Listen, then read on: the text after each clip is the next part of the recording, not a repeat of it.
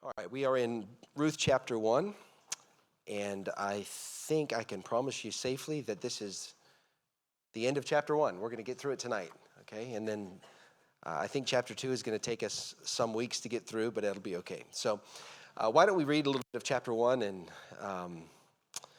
we might just read the whole chapter. It came to pass in the days when the judges ruled that there was a famine in the land. And a certain man of Bethlehem, Judah, went to sojourn in the country of Moab, he and his wife and his 2 sons. The name of the man was Elimelech, the name of his wife Naomi, and the name of his 2 sons Mahlon and Chilion, Ephrathites of Bethlehem, Judah.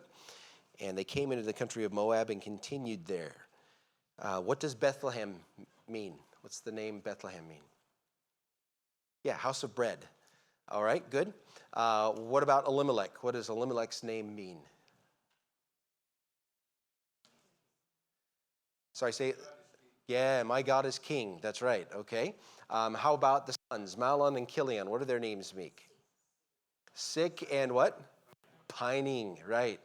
So we've got some great baby name ideas for some of you young marrieds that are ready. If Daniel and Katrina were in here, I'd say you're number 1, okay. So those are the names of some of the players in our story early on. Of course, Naomi, what's her name mean? Yeah, it means pleasant. Verse number 3. Elimelech, Naomi's husband, died. She was left and her 2 sons, and they took them wives of the women of Moab.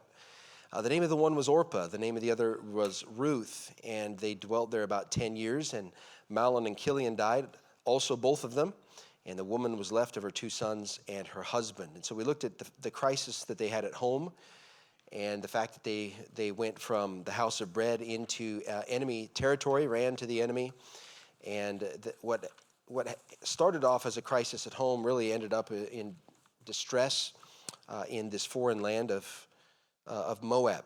So verse number 6, we're not going to read all of this part, but she arose to return from the country of Moab. And of course she had the conversation with the girls. I don't have any more children. There's no husbands that are available. What are you going to wait for 20 years until my next son grows up? No, you're not going to do that. And so Orpah turned again. She went back to her family, to her gods.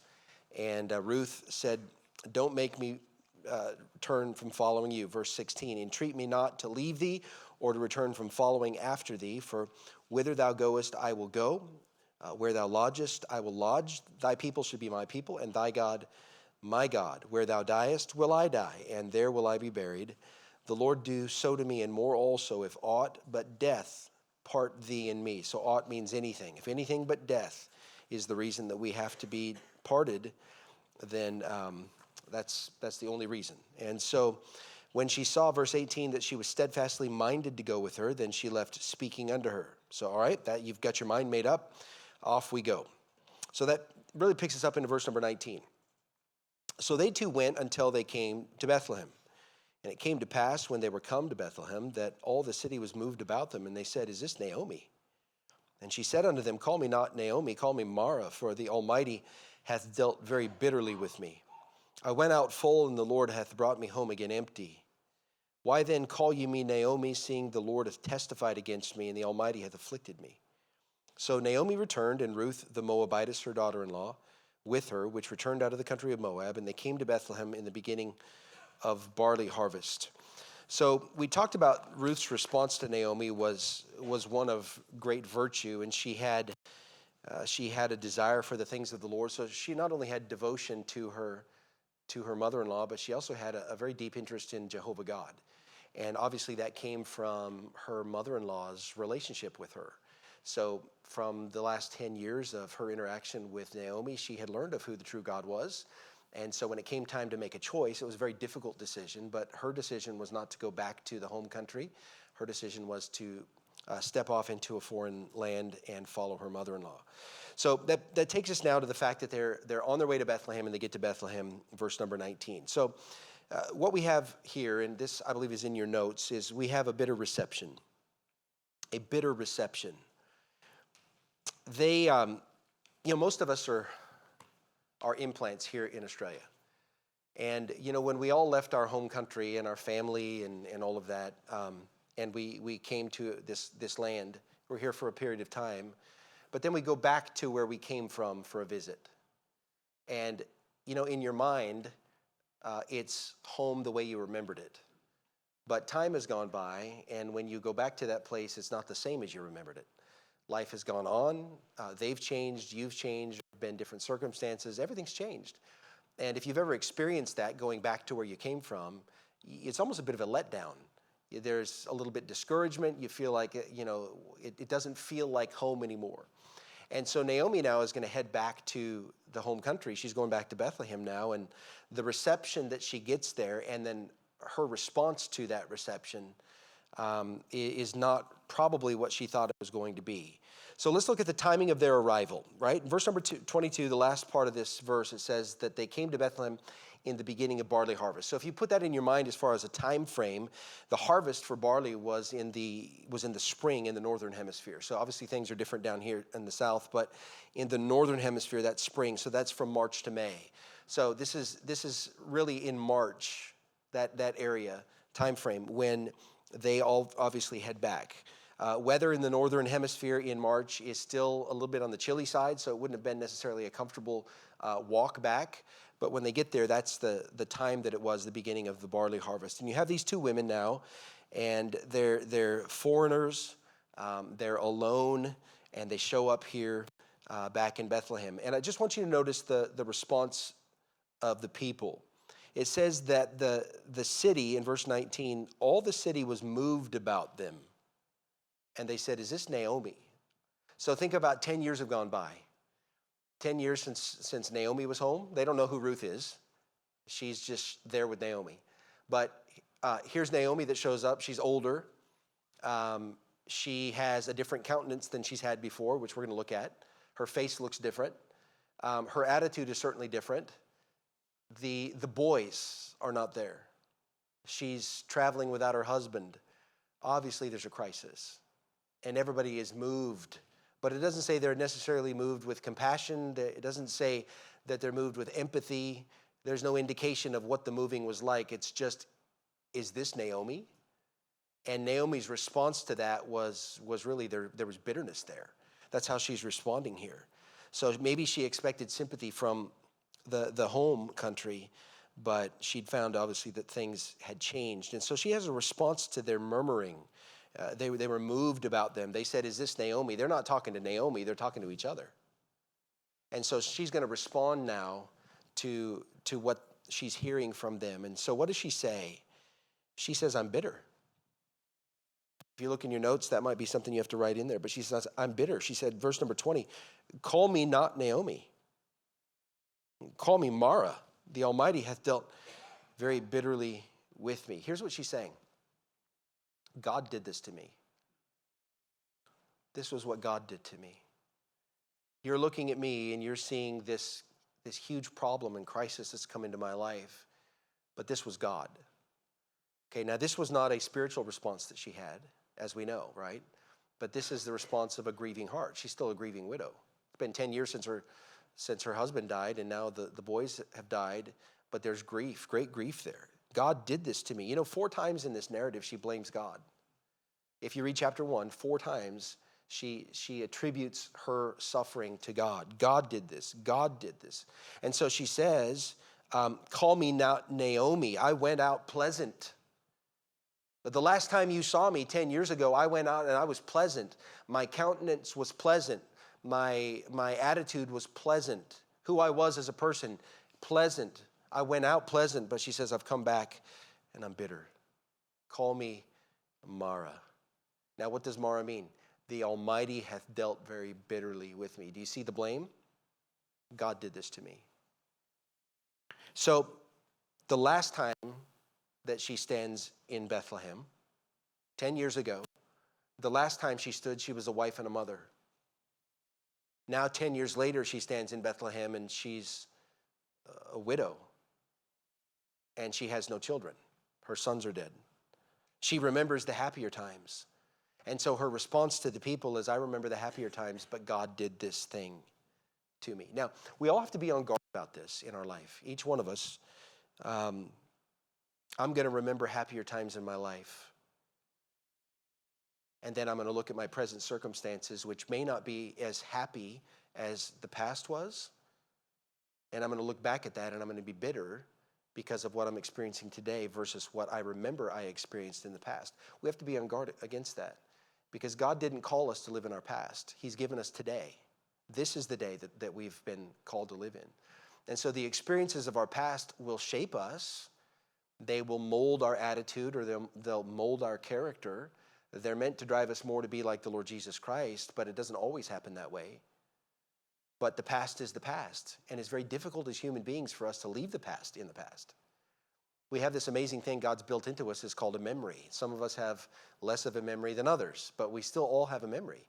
And we may forget the all of the physical pain of the moment, but the emotional pain of our past and the experiences that left deep impressions upon us, those never go away.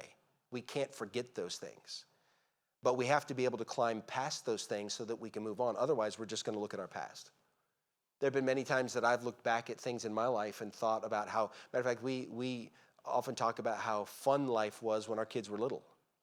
Not that life is miserable now that our kids are older, but may or may not be.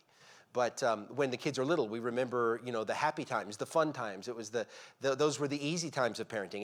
Any of us as parents that have kids that are older, you realize it was a lot easier when your kids were little than it is when your kids are older. But we look back at certain times in life and say, oh, those were the good times. And then you look at where you're at today and say it's not as good as it was. And so Naomi is now looking back, and she's saying, I'm looking at the memories of yesterday, and I'm not happy about what it was. It was better yesterday. So let me give you some thoughts about bitterness. And it's something that really could be borne out from this story. Some things about bitterness. And I'll have you turn to 3 places for me. And let's just look together at Acts chapter number 8, first of all. Acts chapter number 8. And just a real quick survey of what God says about this. Because it's so significant in this story of Naomi that I think all of us need to really adopt this and understand it. Acts chapter 8, and I'm just going to give us really some bullet points here that are very simple. When you think about bitterness, the first thing I want you to see is that bitterness is a poison in your life. So Peter is now speaking in Acts in chapter number 8, and there's the story is with Simon. I think you know the story. And so Simon is offering Peter money if he gets this spiritual power. And Peter says to Simon in verse 23, I perceive that thou art in the gall of bitterness and in the bond of iniquity. That word gall is poison. That's what the word means. Gall is poison. And Peter looked at Simon and said, Simon, my perception of you is that there's poison of bitterness that's inside of you and the sin of your life, and you need to get this thing right. Right, so let's leave Simon out of it for a moment. Let's just focus on the gall part of it. What bitterness is a poison. It's a poison in our life. Any of us are prone to bitterness. All of us can experience bitterness on the inside, and then that bitterness can affect all that we are. It poisons your life. It poisons your relationships. It poisons your joy. It poisons your marriage. It poisons your friendships and your family interactions. It poisons your spirit with the Lord. When any of us are dealing with the poison of bitterness and we haven't dealt with that correctly, biblically, our fellowship with the Lord is broken. And bitterness is just a horrible thing in the life of a believer. And so Naomi is now looking at her people, and she says, yeah, I went out full and I'm empty now. The Lord did this to me. Don't call me Naomi. There's no pleasantness in me. I'm nothing but bitter. And it was a poison that had affected her. And no doubt everybody could see it. Matter of fact, that's borne out at the end of the book of Ruth, when finally all of the women of the city come to Naomi with the grandson, and basically say, okay, finally see, the Lord has shown himself to be good to you. They're trying to encourage her. You don't have to be bitter anymore. Look what God has done for you. But it's poisoned Naomi's life. And that's what it does in your life and in mine. If you allow bitterness to be on the inside, it poisons your life. It's a gall. It's a poison, all right? Look at Hebrews chapter number 12 then. I think this would be maybe a little bit more of a familiar passage for most of us on on bitterness, but Hebrews 12 says something else about bitterness. Not only is it a poison in your life, it has a poisoning influence among other people. In Hebrews 12 and verse number 15, actually verse 14 is the context, follow peace with all men and holiness, without which no man shall see the Lord, looking diligently lest any man fail of the grace of God, lest any root of bitterness springing up trouble you, and thereby many be defiled. It's a bitter root that defiles everybody around you. So not only does bitterness poison my life, but it poisons the lives of others that are around me. And it's a root that springs up. So you know what a root is? A root is something that's not seen. I can't see the root. It's under the soil. But a root is understood. Now think about what I mean. It's not seen, but it's understood. I would look at a tree, and I would understand that it has roots because there's health in the tree. The roots provide the nourishment, right? So I can't see the roots, but I see what the roots produce, which is what? Fruit. And thereby I understand that there's a root there. So bitterness is a root that can't be seen, but it produces something that's visible.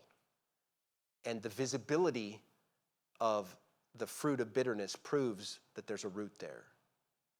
And it defiles. So when you think about bitterness, it's something that's a root that springs up into something.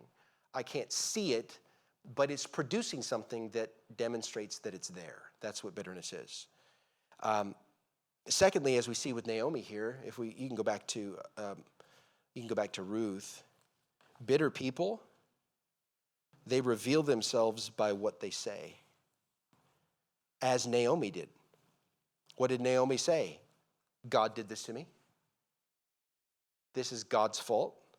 I've spoken to people that have said that about circumstances in their life. They blame God. But more often than not, the people that are bitter that I've spoken to are people that are blaming somebody else. But the bitterness is revealed in what they say, and that was Naomi's issue. God did this to me. But many times in the Christian life, it's not so much that as it is somebody did this to me, and now I'm bitter about it. And bitterness breaks relationships. That's what's happening here with Naomi. It's going to fracture relationships. Remember this about bitterness. Where the mind goes, the life goes. So wherever you allow the mind to go, the life is going to follow that. We are a product of what we think. The heart produces the action. So with Naomi, the heart had become bitter over time because of what God had allowed into her life. And so the life was following that, and it was now being seen by everybody. Keep in mind, she hasn't been there in 10 years. She comes back, and the first thing that she wants the whole city to know is what? I'm bitter. Now, I think we could understand from a human perspective that, she's come back as a widow, and she's lost her sons. I can't imagine what that would feel like. And no doubt there's grief, and grief and bitterness are not the same thing. There's no problem coming back and saying, my heart is broken for what's happened in my life. But for me to say, not only am I brokenhearted, but I'm bitter about it. You can see that's the first thing that she wanted everybody to know. I am bitter.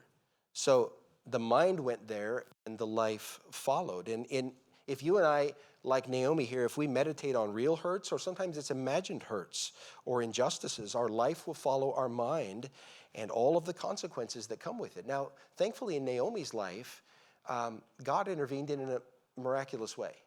Okay, he intervened with Ruth and with Boaz, as we're going to get to that in the story. But that was a story that God did here, and he had a divine purpose in what he did in this story. But a lot of times God doesn't just intervene in our bitterness. He expects that we're going to deal with our bitterness, get it fixed. And if we don't get it fixed, what's going to happen? There's going to be consequences. There's going to be fruit that's produced by the bitterness of our life. And so that's some things about bitterness that we need to keep in mind. It poisons your life. It poisons the lives of other people as well. And it's understood by what it produces. So if we go back to chapter 1 then, here's what Ruth says. Verse number 21. I went out full, and the Lord hath brought me again empty. What's she saying? I've lost everything. I'm bitter, and I've lost everything in my life. Now, let's unpack that a little bit and just kind of evaluate if this is really true. Naomi says, I went out full, the Lord has brought me again empty. I've lost it all. But is that actually reality in Naomi's life? The answer is no. Who did Naomi have? Ruth was with her. As a matter of fact, everybody said to her later, she's better to you than 7 sons would have been. But in the middle of her bitterness, what she did was she lost sight of reality. And that's what bitterness does. It makes us lose sight of what we really have and what's really right in front of us. And if you're bitter, you lose sight of what's real. And whatever the imagination is that's come into your heart as a result of the bitterness, that's what becomes your reality. But it's not actually reality. And that was the case with Naomi. I've lost everything, but she hadn't. She could only see 3 graves in Moab. She's standing in Bethlehem, and she's thinking about the 3 graves that are in Moab. That's all that she could see. I came home empty, but she couldn't see this godly daughter-in-law that was standing right next to her. What is that? I've lost sight of reality. Okay, so what does bitterness do? It makes me lose my perspective on reality. I miss what's actually really happening. The sorrow of these past 10 years, remember now she attributed blame to God. God did this to me. So the inference here now is that what she's thinking here is that God must have been displeased with the decision that Elimelech made or that Elimelech and I made to leave. And so God has brought this sorrow and this death into my life as his heavy hand of judgment on what we've done. So I'm bitter because of what God's done. That's what's happening in the mind of Naomi. And again, what bitterness does is it accuses somebody or it accuses God of being unjust. God, you're unjust because you've done this to me. Or so-and-so, you're unjust because of how I feel about this. That's what bitterness is. It accuses, particularly here in the story, God of being unjust. And so to this point, as we're looking at Naomi here in her life, she was still looking at God's provision, but she was not looking at God himself. Do you understand? She was not looking at God himself. God's provision was my husband and my sons, and they're dead. But she was missing God. So in other words, she'd come back into the land, but she hadn't come back to the Lord. She's now back in her home country, but her heart is not right with God. And so all of these problems are a result of the fact that the heart had departed because of the sorrow. So all of us have been through difficult times in life, but it doesn't give any of us a license to get bitter about all of that. So let me give you a moral lesson then as we finish off chapter number 1. Here's a moral lesson or two from this story. Again, looking at verse number 21, she says, I went out full, and the Lord hath brought me home again empty. Why then call ye me Naomi, seeing the Lord hath testified against me, and the Almighty hath afflicted me? So here's a couple of moral lessons from the story. Okay, here they are. Number 1, you may not be able to control your circumstances, but you do have control over your responses. So the question then I would have for you is this. In the story of Naomi, could Naomi control the death of her husband or her sons? She had no control over that. But she could control how she responded to those circumstances. And that's the problem. By the way, it's easy to maybe blame Naomi for this, but guys, we all struggle with this. We all have circumstances that we don't like that have come into our life, but how we respond to those circumstances are the most important thing. So our response to an uncomfortable situation, Naomi's situation was uncomfortable. I don't like this. And so my response to an uncomfortable situation must first be this, an honest evaluation. Am I seeing this and responding to this correctly? Naomi was not. She was seeing the hurt and the sorrow and all of the corresponding grief, and she was not seeing it correctly. She was seeing it as God is unjust. And guys, we know as believers, that's never the right response, right? We may not know what the answer is, but we know what it's not. It's never that answer. Would you agree with that? It's never the answer that God is unjust. He's allowed this great sorrow into my life. Okay, I may not know the reason, but I know this is not the reason. So she couldn't control the circumstances, but she also didn't control herself and her response. She responded emotionally, but she didn't respond what? Spiritually. So does God want me to be driven by my emotions? What do you think the answer is? Thank you, Donna. The answer is no. God does not want me to be driven by emotion because my emotions fluctuate. I'm happy in one moment, I'm sad the next moment. Emotions change, but truth, God's truth, is what he wants me to be judging my life by. I'm responding by truth. So the moral lesson here is you can't control your circumstances, but you can control your response to those circumstances, okay? Number 2, difficult and sorrowful experiences in life are not a proof of God's injustice. It's just a simple statement. The difficulties of life or the sorrows of life are not a proof that God is unjust. You know, God's already told us Romans 8:28. What does that verse say? And we know that all things work together for good to them who love God, to them who are the called according to his purpose. So we already know that that's true. So thereby, if that is true, then can God be unjust? And what's the answer? God can't be unjust.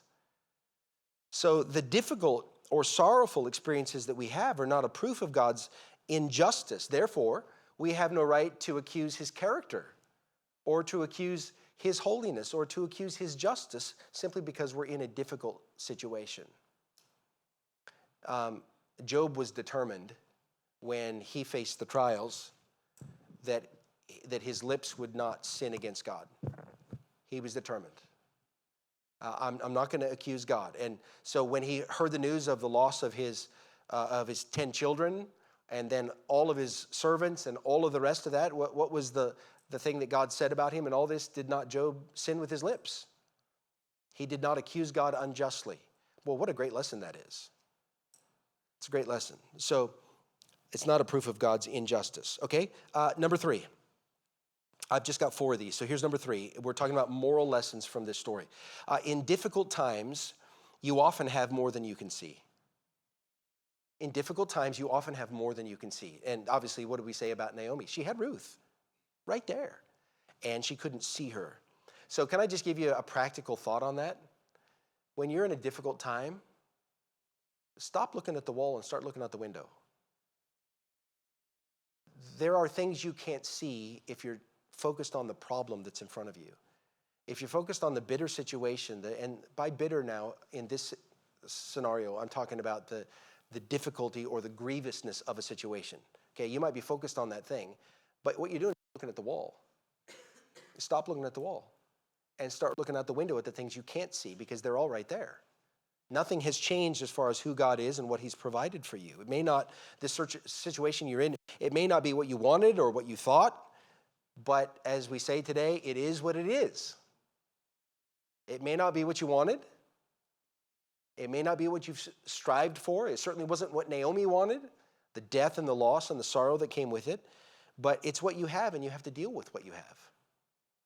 Okay, can I just tell you this? That's what grace is all about.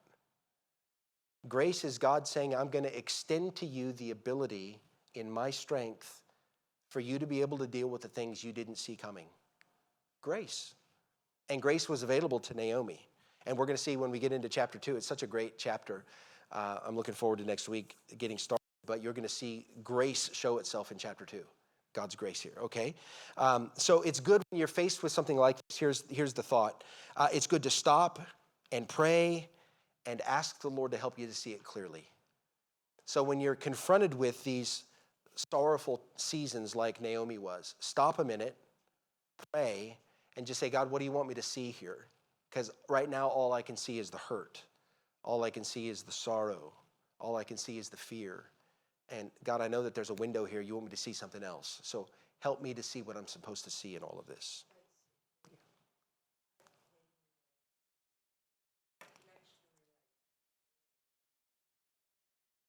Good. Why don't we, could we just get back to that in just a minute, Donna? Okay, let me give you the last point then, the moral lesson. The moral lesson is this, number 4. Real faith might sometimes be broken. Real faith might sometimes be broken, but it doesn't mean it was always broken. Do you remember when we talked about the early journey of Naomi in Moab? And so here Ruth comes along and marries one of the sons.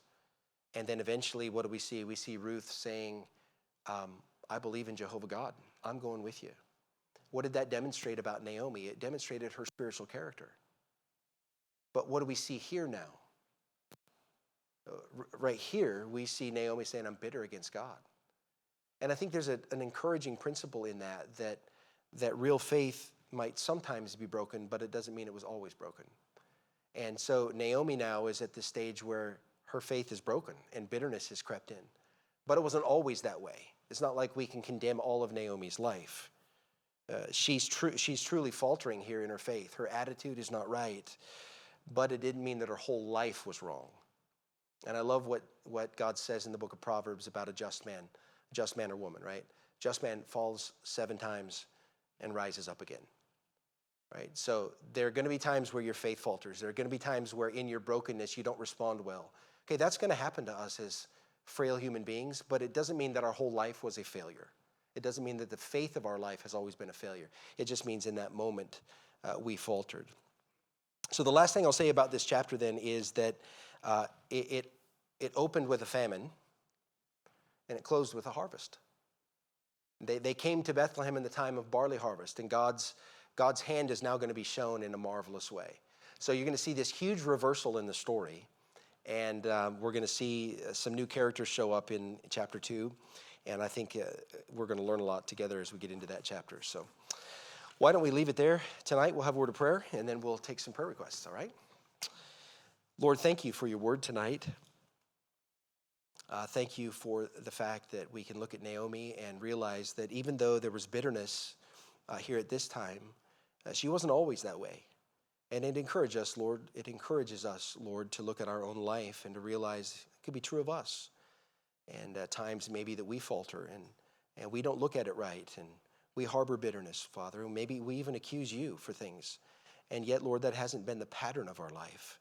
And so I thank you, Lord, for showing us that. Help us, Lord, as we've just finished off this chapter to really glean the moral lessons that you'd have for us in it. And we pray it in Jesus' name.